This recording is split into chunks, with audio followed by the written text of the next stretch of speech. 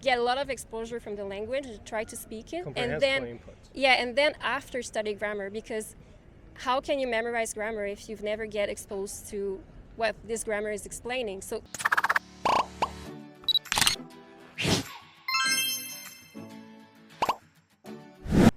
En fait, c'est la première fois qu'on a parlé en français. On a toujours parlé en espagnol. Ça serait la première fois qu'on va parler en anglais aussi. C'est mieux pour nous présenter un petit peu, non? Can you tell us a little bit about yourself and what languages you speak and what language do you want to learn in the future? So my name is Patricia. I come from Montreal, Quebec. The languages I speak are French, Spanish, Portuguese. I have a intermediate level, beginner intermediate level in Norwegian and Japanese. And I just started learning Mandarin, so we're going to see how it goes. And the first time that I met you, I thought you were from Argentina. Can you tell us a little bit about your Spanish learning journey? Because I found it really interesting that you spoke with an Argentinian accent, right? Yeah, and I don't anymore. Now I have Not anymore? I have a Mexican accent. So you're very flexible, right? Yeah, well, I'm in a relationship with a Mexican for 2 years now, so it's hard to keep an accent when you're living with someone that has a different accent. ¿Nos puedes decir en español también? Vale, ok. Bueno, la verdad es que hace muchísimo tiempo que estoy aprendiendo español. Ya estás notando, ¿no? Mi diferencia de acento. Pues la verdad, como creo que el español fue el primer idioma con el que tuve algo de experiencia. Cuando yo era pequeña, mi papá tenía un manual. Era como comprabas revistas, cada vez tenías un capítulo de un manual y él como compraba todas esas revistas, así que tenía así como un manual bastante espeso de contenido en español y como a mí me daba curiosidad como pequeña, ¿sabes? Y ya como así como leía un poco el manual, como aprendía algún par de palabras. Y después en la escuela, aquí en Quebec es bastante común que el segundo idioma que aprendemos después de inglés, como aquí nuestro idioma materno es el francés, después aprendemos inglés en la escuela y en la escuela secundaria tenemos la opción de aprender un segundo idioma y aquí generalmente es español. Así que ya como aprendí un poco el español, digamos, como global, no fue un acento específico, pero gramática en la escuela y todo esto. Pero ya perdiste tu acento argentino, yo creo. Sí. Pero ya estabas saliendo con tu novio mexicano, ¿no? La primera vez que nos conocimos. Creo que apenas lo conocí. Entonces todavía no había desarrollado Todavía no había tenido un acento demasiado mexicanizado. No, eso como empezamos la relación, yo como un par de meses creo que yo todavía tenía mi acento argentino y me hacía bromas y se reía un poco de mí y ya como así, como ves, habla naturalmente, como no te esfuerces para un acento y ya. Y así fue. Yo conozco a mucha gente aquí que lleva mucho tiempo aprendiendo español, muchos francófonos, de hecho, que han tenido experiencia de aprender español en la escuela, pero hay muy poca gente que puede realmente hablar español con fluidez, ¿no? O que llega a tu nivel de español. ¿Y qué es lo que hiciste para mejorar tu nivel de español? ¿Viviste en un país hispanohablante o cómo fue tu proceso de mejorar hasta este nivel?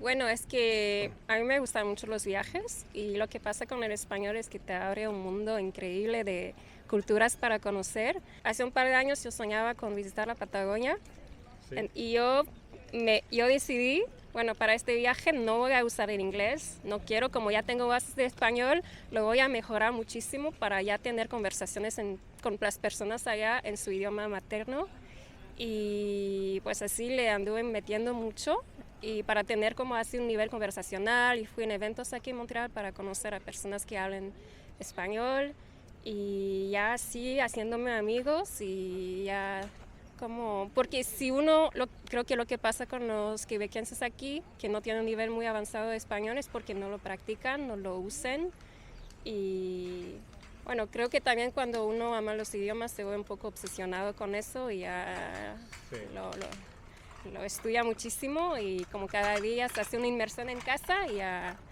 De acuerdo, sí. Tú eres una gran amante de Argentina, de hecho. La primera vez que hablamos me dijiste que ibas a Argentina muy a menudo. No, fui 2 veces. 2 veces. Creo okay. que tal vez como nos conocimos después de mi viaje a la Patagonia y después tenía previsto hacer otro viaje. Okay.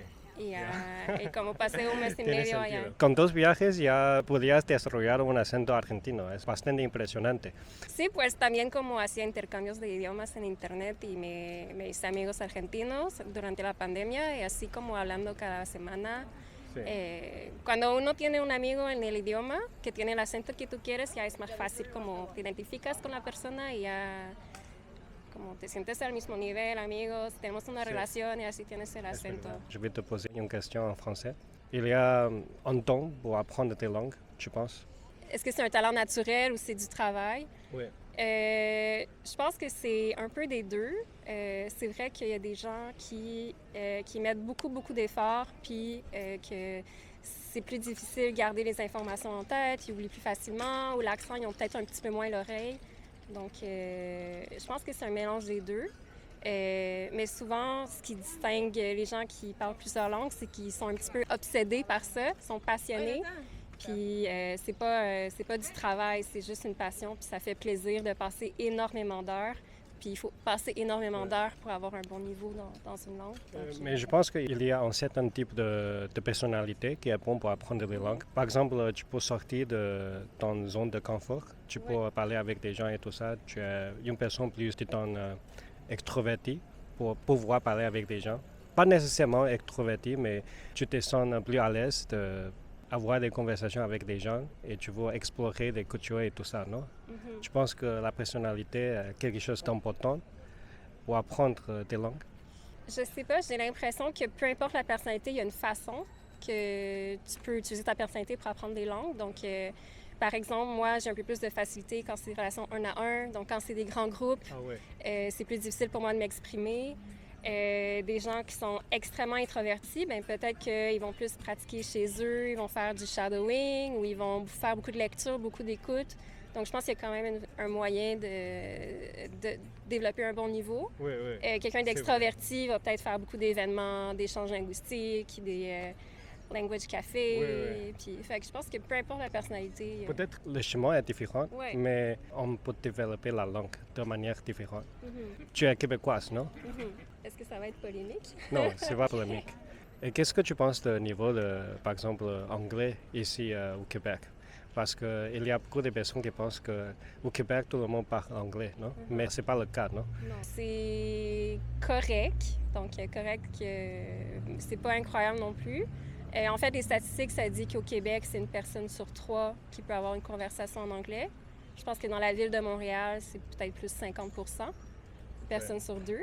Donc, je pense que ça va, c'est bien. C'est beaucoup plus élevé que le pourcentage de gens hors Québec qui parlent français. Donc, vous êtes très, très modeste.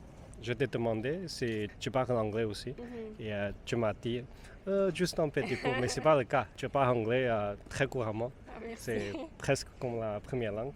Non. J'ai quand même un gros accent en anglais. Je suis plus confortable en espagnol. Okay. What was the experience like for you to learn English then, here in Quebec? So I come from the outskirts of Montreal. I didn't grow up in Montreal. So where I grew up, we didn't have a lot of exposure to English. So what we learned in class was just like the colors and verbs and how to conjugate verbs. And also in my household, my dad really appreciated watching movies in their original language. So growing up, English was always like the language of the movies. I couldn't speak in that language really like as a conversation. And so when I first traveled to the United States when I was 16, it was very weird for me to see people talking to me in English. Like for me, it was a very passive language, like just watching things, hearing things, but I didn't have to produce or answer.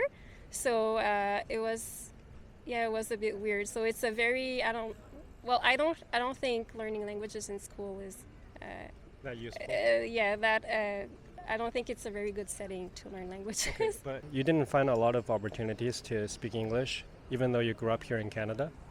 Yeah, well, in Montreal you can hear English pretty often. Maybe at least every day you can hear a little bit of English in the streets, but outside of Montreal that's not the case. So everyone is francophone, and all my family, all my friends, everyone I knew. Yeah, I think French is like the mother tongue of like 97 to 98% of people. This is something that's unknown to a lot of people actually, because a lot of people think that Quebec is actually relatively bilingual, but it's not actually the case, right? So it's good that you pointed that out. What other language did you There's have a also- chance to learn? Oh, Portuguese. Portuguese, right? Yeah. And I have a higher level, like I have French, Spanish, Portuguese, and then much lower I have Norwegian and Japanese. Okay. So I have a question for you as well about Portuguese. Do you think it's true that it's easier for French people or Francophone people to learn Spanish and Portuguese than vice versa? For example, if you're a Spanish speaker and you're trying to learn French, do you think it's a little bit more of a struggle? Yeah, I think it is. One thing is that in French we have more sounds. Like in Quebec French we have, I think, 26 vowels, different sounds of vowels. So it's much easier for us to pronounce the vowels in Spanish or Portuguese than for them to pronounce correctly our 26 vowels. So in that sense, that's easier. We are more used to exceptions. So I think maybe for Spanish speakers or Portuguese speakers, when they encounter all those exceptions in French, like the grammar exceptions, I think they can discourage and cry a little. And how's your experience of learning Portuguese, by the way? It was really fun. So that was, it was a long time coming for me to speak Spanish. So when I decided to learn Portuguese, and also I had experience learning Japanese, which was so hard, and today it's still so hard. So when I decided to start learning Portuguese, it was like, oh my God, this is so easy. It was like I had the impression that I was going into a race car. It was like, wow, I'm going so fast. I can make so much progress so fast. Yeah, it was great. A lot of times you can almost assume that it's the same in Spanish. Yeah, and when I decided that I wanted to learn Portuguese, just for fun, I just put a dubbing in a show I was watching in Portuguese, and I was like, oh my God, I can understand like 80% of what they're saying. Like without studying anything in the language, I can already understand so much, which is not the case with any other language, maybe apart from Italian. If I put dubbing, I can still understand a lot. Well, because you speak French as well. Yeah, There's French, a lot Spanish, of Portuguese, lexical similarity between French and Italian, I think. Versus Spanish and Italian, I feel like the pronunciation is a lot closer. Like Spanish pronunciation is actually a lot closer to the Italian pronunciation, except for obviously the accent, the emphasis on words and stuff. But I think in terms of lexical similarity, I think there is quite a lot in common between Italian and French, right? Yeah, and also one funny thing is when I was traveling in Europe in 2012, I already had some basics of Spanish from secondary school and everything. And when I went to Spain, I didn't have a level high enough to understand people. So it was like I couldn't communicate a lot with people. But when I crossed to Italy, like people talking on the train, I could understand them because they speak way slower than Spanish people. So also that's that's true. Yeah. That's a good thing about them, about Italians. Você pode falar um pouco de português? Portunhol. Eu falo portunhol. Ah, ok, tá bom. Mas eu acho que isso é uma parte da aprendizagem de português. O portunhol, tem muitas pessoas que acham que o portunhol é uma coisa horrível e tem que se afastar do portunhol porque você vai se confundir e tudo. Mas portunhol faz parte do processo de aprendizagem de português e ajuda muito mais do que não ajuda, sabe? Então é uma ferramenta muito útil o portunhol. Assim você pode se comunicar e se a outra pessoa não entender, então você pode pesquisar a palavra correta e aprender como distinguir as línguas. I mean, I've only learned Portuguese a little bit, but I understand everything that you said, obviously. If you were to start learning a European language for the first time, what is your process like? Can you tell us the step-by-step method for you to learn another European language? So let's say if you were to learn Italian, how would you go about learning Italian? because you obviously already speak, several European languages, right? So what would the process be like for you to learn Italian? As someone who already know French and Spanish and Portuguese, well, I think I would just get a lot of exposure to Italian, as I can understand a lot of the language already. So I would just make myself a kind of immersion, so I would already know what they're saying mostly. So I would just keep on listening to a lot of podcasts, a lot of movies, a lot of series, and I would try to find a language partner. And I think I would just dive in and try to speak Italian, like all the little differences I know, and yet get corrected when it's not proper Italian. Yeah. And yeah. What about the grammar?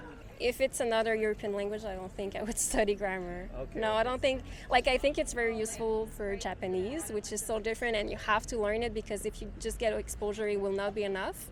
But I think with European languages, I like, for instance, Norwegian, which is my first Germanic language apart from English. Yeah. I'm not studying grammar, and I'm just getting exposure and like a very organic way. Yeah. I think it's easier, because I think it's Steve Kaufman who says that you should try to get a lot of exposure from the language, try to speak it, and then and then after study grammar, because how can you memorize grammar if you've never get exposed to what this grammar is explaining? So try first to get a lot of exposure, and then grammar for explaining what you just. You're like, it's okay, easier. so that's how it works. You have this aha moment when you study grammar in those cases. Yeah. So it's like a form of revision as well. You're able to review whatever you've learned, right? Yeah. Okay. And you can retain the information, the grammar information, better. Yeah, it's kind of like an aha moment, right? Yeah, you're like, but if you just study grammar from the start, you're like, this is Greek to me, as they say in English. Yeah. Like, I don't know, and it's hard to retain the information. Well, I think also because there's no emotional relevance. Exactly. Right? Because once you get a lot of exposure, you already know more or less the content, or more or less how the language works and stuff. It's just that, you need a little bit of the extra push. Yeah. Okay, that's all the questions that I wanted to ask you. Okay. Yeah. Well, thank you. Thank you so much.